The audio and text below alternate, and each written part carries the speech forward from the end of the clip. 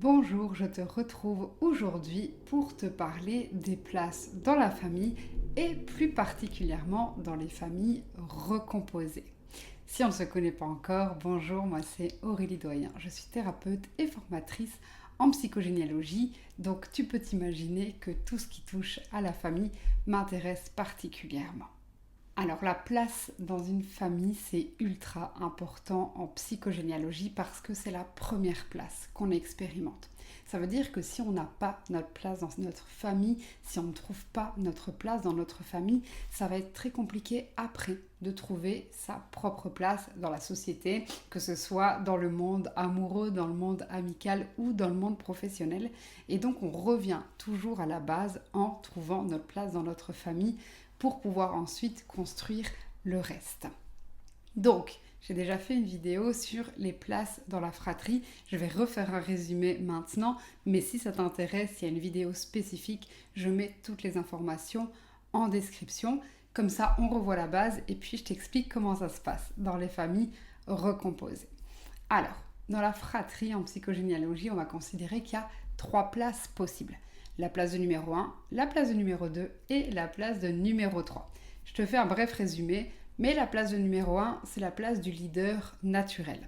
La place du numéro 2, c'est l'être social et sociable. Et la place du numéro 3, c'est la place du créatif, c'est lui qui va devoir créer sa propre place. Alors souvent quand tu as des fausses couches ou des avortements, eh bien il se peut qu'on doive jouer le rôle d'une place avant nous et donc c'est là où c'est compliqué en fait de trouver sa place parce qu'on va confondre rôle et place. Je te donne en vitesse ma situation pour que tu comprennes, mais moi concrètement je suis 3e, sauf que je suis seule sur Terre. Donc ça veut dire qu'on me demande de jouer le rôle du numéro 1 et du numéro 2, mais ma place c'est celle de numéro 3. Et donc en fait pendant les 30 premières années de ma vie, j'ai vraiment joué le rôle du numéro 1 sans savoir que c'était pas ma place et je ne m'y retrouvais absolument pas. Ça veut dire que aussi ça a eu des impacts dans mes relations et au niveau professionnel parce que j'ai choisi du coup des places qui correspondaient à celle du numéro 1 alors que c'est absolument pas qui je suis.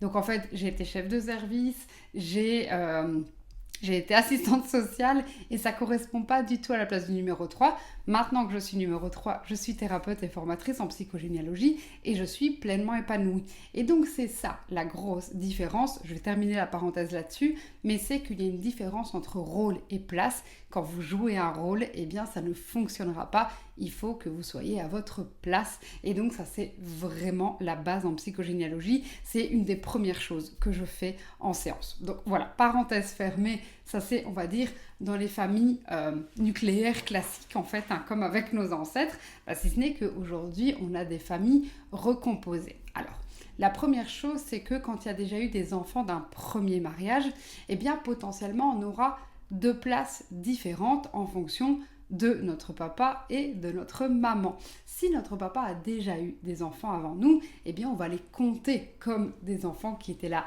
avant nous et donc on aura une place spécifique dans la branche paternelle. Et concernant notre maman, imaginons que nous sommes la première, eh bien on sera première dans la branche maternelle.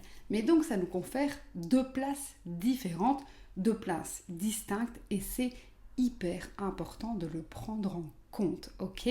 Donc j'allais dire, ça me fait presque pas penser au multipotentiel, mais c'est vraiment ça. Aujourd'hui, il y a un champ des possibles qui s'ouvre et on peut avoir plusieurs places, mais l'important c'est de se sentir bien à sa place et c'est important de se dire, ok, au niveau paternel, donc au niveau paternel, on est bien sur la lignée masculine, j'ai une place et dans la lignée maternelle, donc dans la lignée féminine, j'ai une autre place et donc ça peut impacter sur mon féminin et sur mon masculin.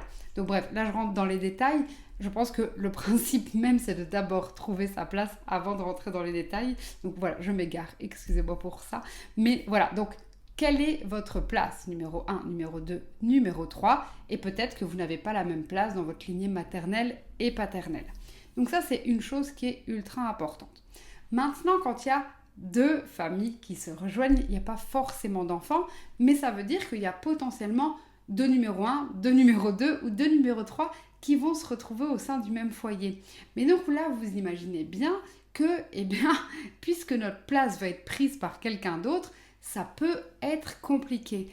Et c'est pour ça que connaître sa place et savoir ce qu'il y a derrière, c'est ultra intéressant parce que du coup, on va pouvoir mieux gérer ce rassemblement familial. Donc voilà, posez-vous la question, c'est quoi ma place? Peut-être c'est quoi la place de mes enfants? Comment ça se passe dans une famille recomposée? Et voyez du coup comment ça se joue. C'est ultra important de d'abord démarrer par c'est quoi ma place? Et puis d'aller voir après comment ça se joue.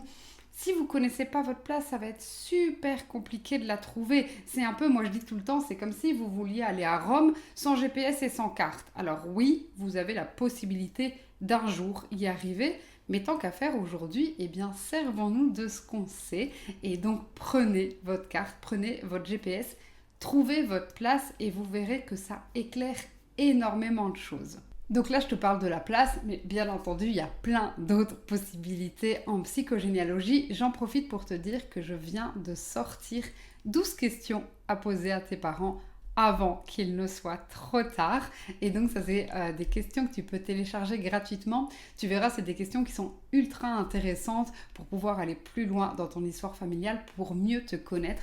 Donc, je te mets pareil le lien en description. Et n'hésite pas à me dire en commentaire si tu as trouvé ta place, si tu sais si tu es numéro 1, numéro 2 ou numéro 3, ou si tu sais pas, eh bien laisse-moi un commentaire et on y regarde ensemble. Je t'invite également à t'abonner à cette chaîne si ça t'intéresse, le transgénérationnel et la psychogénéalogie, parce qu'on se retrouve ici 2 fois par semaine autour de ces questions. J'espère que cette petite vidéo t'aura plu. N'hésite pas à me mettre un like, un commentaire, à t'abonner. Et je te dis à très bientôt dans une prochaine vidéo.